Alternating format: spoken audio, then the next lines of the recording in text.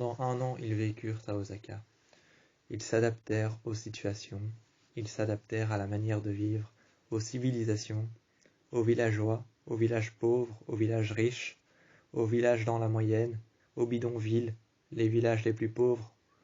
Ils s'adaptèrent à la Thaïlande, ils s'adaptèrent au Japon, ils s'adaptèrent à la Chine, ils s'adaptèrent à l'Inde, ils s'adaptèrent au fait qu'à l'endroit auquel ils se trouvent, ils s'adaptèrent au fait qu'à l'endroit dans lequel ils se trouvent, en Thaïlande, au Japon, en Chine ou encore en Inde, ils s'adaptèrent à tous ces environnements différents, ces environnements dans lesquels ils vont vivre, dans lesquels ils vont s'adapter.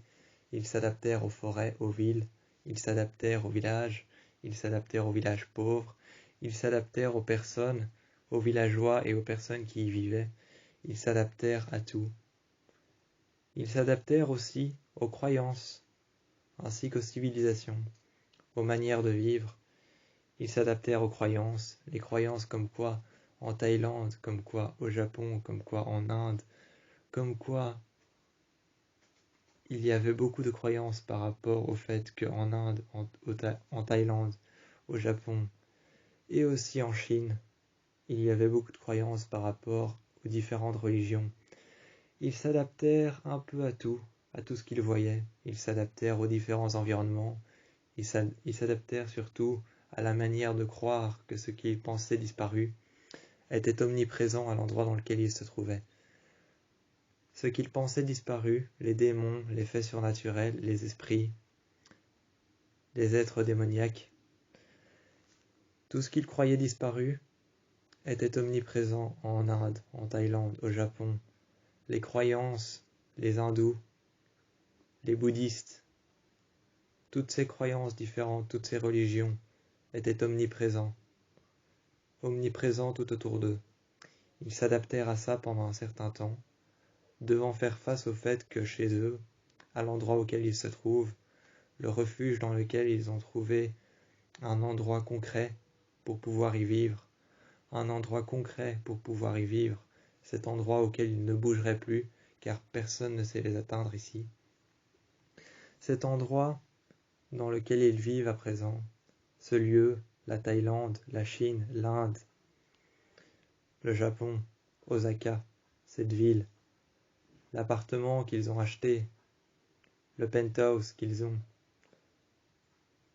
cet appartement qu'ils ont acheté, dans lequel ils vivent à présent avec leurs 2 enfants, avec leur loup et avec leur louve, leurs 2 enfants qui vivent dans le penthouse avec Derek et Styles. Ils s'adaptèrent à l'environnement et au fait que tout ce qui pensait être derrière eux, il dut s'adapter et il dut faire face. Tout ce qu'ils pensaient être derrière eux, les faits surnaturels, les esprits, les êtres démoniaques, les démons, tout ça, tout ce qu'ils pensaient être derrière eux, ils s'adaptèrent au fait qu'à l'endroit auquel ils se trouvent, le refuge, l'endroit dans lequel ils ont trouvé refuge, ils s'adaptèrent au fait qu'ils devaient faire face, que les démons, les esprits, les êtres surnaturels et tout ce qu'ils peuvent imaginer encore au travers de cela, les êtres célestes, tout ce qu'ils peuvent imaginer au travers de ces croyances, au travers de ces religions, les êtres célestes, les forces surnaturelles, les êtres surnaturels, les démons et les esprits, étaient omniprésents tout autour d'eux. Ils s'adaptèrent à cela pendant un certain temps, ce qui fut plus facile qu'ils ne le pensaient.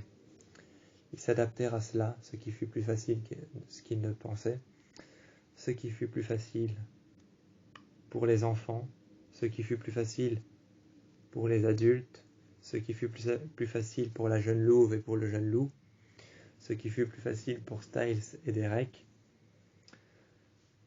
fut plus facile qu'ils ne le pensaient. Ils s'adaptèrent alors à leur environnement, leur nouveau refuge, l'endroit dans lequel ils ont trouvé refuge, leur nouvel appartement, leur nouveau penthouse. Ils s'adaptèrent à l'endroit dans lequel ils étaient. Ils ont alors trouvé refuge dans un endroit loin de Beacon Hills. Ils ont alors trouvé refuge dans un endroit loin de Soho, cette ville dans laquelle était revenue l'horreur. Cette ville dans laquelle l'horreur a trouvé la paix, la rédemption et s'est éteinte pour de bon.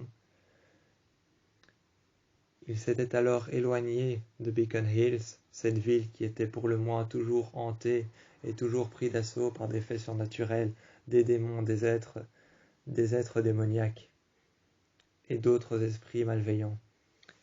D'autres esprits malveillants, encore beaucoup de choses qui étaient malveillantes, qui étaient démoniaques et qui avaient des intentions plus que surnaturelles et plus que méchantes par rapport à tout ce qu'ils pouvaient voir. Beacon Hills était éloigné, était leur passé. Soho était leur passé. Ces endroits qu'ils ont visités, dans lesquels ils ont trouvé la rédemption et la paix, dans lesquels l'horreur est revenue frapper, étaient à présent leur passé, car ils avaient trouvé une vraie rédemption, une vraie paix, qui était arrivée lorsqu'ils sont arrivés en Thaïlande. Lorsqu'ils sont arrivés en Thaïlande, ils ont trouvé la vraie paix, la vraie rédemption. Ils se sont alors demandé ce qu'il pouvait se passer à Soho lorsqu'ils étaient en Thaïlande, ce qu'il pouvait se passer à Beacon Hills lorsqu'ils étaient en Thaïlande. À Soho, c'est simple. La ville était pour autant toujours aussi illuminée. Les nuits étaient toujours pour autant tout aussi animées. Et c'était simple. Il n'y avait pas à réfléchir. À Beacon Hills, la ville était sous l'influence de forces maléfiques, sous l'influence des vortex, du kitsune, sous l'influence de beaucoup de forces surnaturelles, de faits irréels, d'esprits, de démons, d'êtres célestes. Cette ville sera toujours en perpétuel combat contre les forces surnaturelles, les êtres célestes, les démons et les esprits.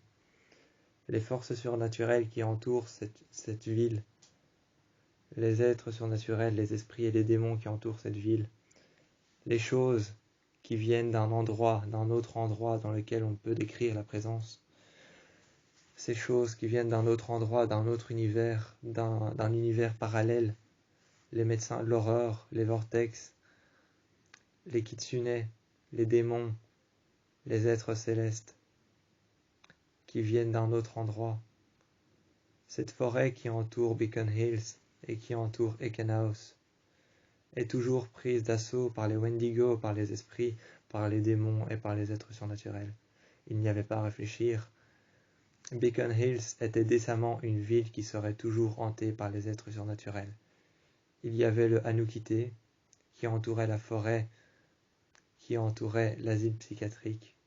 L'asile psychiatrique, Ekenhouse, était entouré par la même forêt, la forêt dans laquelle on pouvait trouver cette chaîne de montagnes.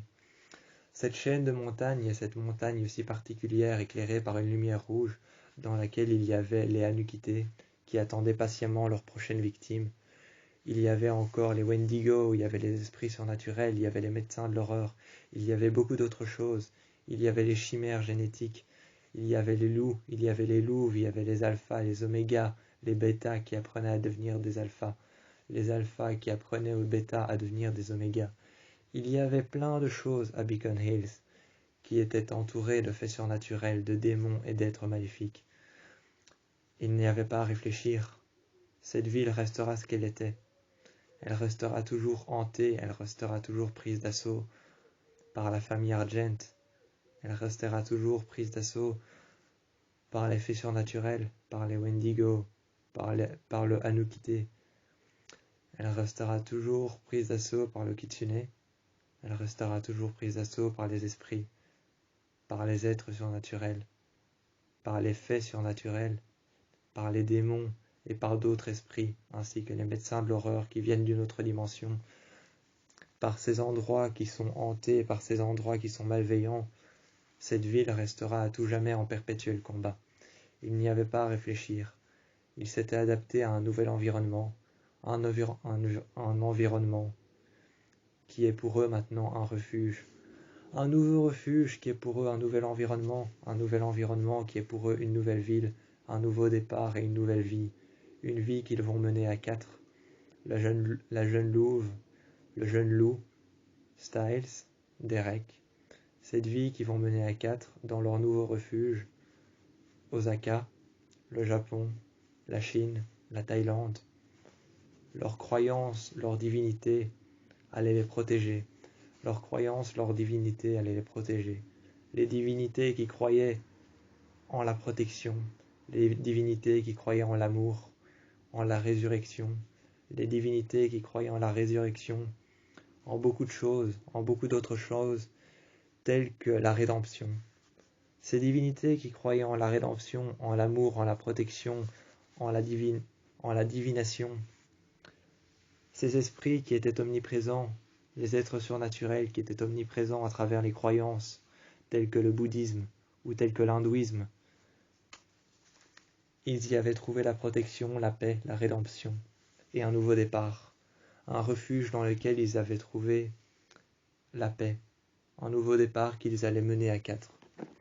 Le jeune loup, la jeune louve, Derek, Styles qui était pour autant devenu un tueur, mais un tueur avec de bonnes intentions. Styles était devenu un tueur, il n'avait que ça en tête, car il se souviendra toujours de l'expression du visage de Nolan lorsqu'il l'a tué, l'expression du visage de Théo lorsqu'il l'a tué. Il se souviendra toujours de l'expression du visage de Théo lorsqu'il le lacérait et qu'il a mis fin à ses jours. Il se souviendra toujours du visage de Nolan lorsqu'il l'a tué. Il se souviendra toujours des expressions de ces deux visages, de ces trois victimes. Il se souviendra toujours de ça. Malgré le fait qu'il soit un tueur, il est un tueur aux bonnes intentions. Il a tué pour protéger, il a tué pour trouver la rédemption, et il a tué pour protéger sa famille, pour protéger Derek, pour protéger la jeune louve, pour protéger le jeune loup. Il a tué pour protéger, pour maintenir en vie, pour sauver des vies, pour maintenir les personnes en vie, les personnes qu'il aime, les personnes qu'il chérit et dont il a de l'amour et la certitude que ces personnes l'aiment en retour. Ces personnes qu'il aime en retour et dont il a la certitude qu'il les protégera pour toujours, il a tué avec de bonnes intentions. Il avait des raisons de devoir tuer et de devoir ôter des vies. Il avait des raisons de devoir ôter des vies et de devoir tuer. Nolan, il l'a tué par la rancœur et par la haine d'avoir été trahi. Théo, il l'a tué par la haine d'avoir été attaqué, d'avoir été agressé. Il a tué Théo par la haine d'avoir été agressé, d'avoir été attaqué. Nolan, il l'a tué par la haine d'avoir été trahi. Il l'a tué par la haine d'avoir été trahi. Mais après cela, il a quand même réussi à trouver la rédemption. Mais c'est ensuite en Thaïlande, à Osaka, au Japon, qu'il a trouvé une deuxième rédemption. Une rédemption éternelle dont il trouvera la paix et avec laquelle il vivra en harmonie. Il vivra en harmonie avec cette paix, avec cette rédemption qu'il a trouvée avec Derek, avec ce jeune loup qui s'est manifesté à l'aéroport, qui vit désormais avec eux, qui est un membre à part entière de leur famille, la jeune louve qui a désormais un petit frère, Derek et Styles qui ont désormais un deuxième enfant, Derek avec ses yeux rouges d'alpha, qui protégera perpétuellement leur famille, et Styles avec ses yeux bleus réfléchissant à travers la lumière de la lune, qui protégera perpétuellement leur famille, tel que Styles le fera de la même manière que Derek le fera. Il protégera leur famille. Ils se protégeront mutuellement, autant que Styles le fera, autant que Derek le fera. Ils se protégeront mutuellement. Ils se protégeront mutuellement, car ils n'ont que ça à faire, se protéger. À quatre, avec le jeune loup, avec la jeune louve, avec Styles, avec Derek, avec la jeune louve qui détient désormais des yeux jaunes dorés, avec le jeune loup qui détient des yeux jaunes ocre, qui va apprendre à être un oméga, la jeune louve qui est déjà une oméga, Derek qui est un alpha, Styles qui en est un autre, un alpha qui a tué. C'est avec ses yeux bleus qu'il va se rendre compte qu'il a plus de pouvoir qu'il ne le pense. Derek, c'est avec ses yeux rouges qu'il n'a plus de pouvoir et d'influence envers ses victimes qu'il ne le pense. Les deux jeunes loups, la jeune louve et le jeune loup, eux vont apprendre à devenir des vrais alphas. Une fois qu'ils vont devenir deux vrais alphas, la jeune louve et le jeune loup vont pouvoir partir et créer leur propre meute. Mais désormais, ils vivent à Osaka, tous les quatre, dans un duplex, un appartement, au beau milieu d'une grande tour, au 113e étage, dans un duplex de cette grande tour. Cette énorme tour illuminée pendant la nuit, animée par les passants et les passantes, les voitures qui passent dans la rue, les camions, les semi-remorques qui passent dans la rue, animée la nuit, animée le jour, cette énorme tour de 260 étages. Au 113e étage se trouve leur duplex dans lequel ils vivent. Ils vont s'entre-protéger, mutuellement ils vont s'entre-protéger. Les deux jeunes loups, la jeune louve et le jeune loup vont apprendre à devenir de vrais alphas pour pouvoir partir et ensuite créer une meute à travers la forêt. Derek et Styles, eux, vont vivre une vie après avoir appris à leurs deux enfants à devenir de vrais alphas et à créer une meute.